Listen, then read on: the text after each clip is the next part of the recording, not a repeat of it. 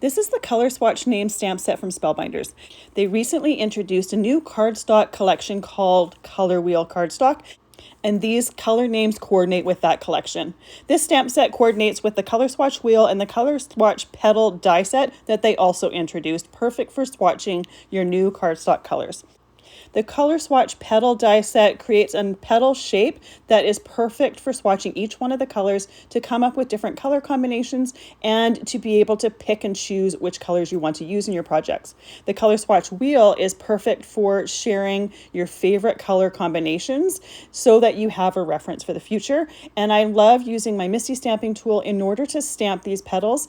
I used a scrap piece of white cardstock to create kind of a template so that I can put my petal right in there. I can line up my stamp and then I can stamp it multiple times if I need to. This is the perfect way to keep track of the cardstock and what you're running low on and need to order more of and which ones you want to use for your current project.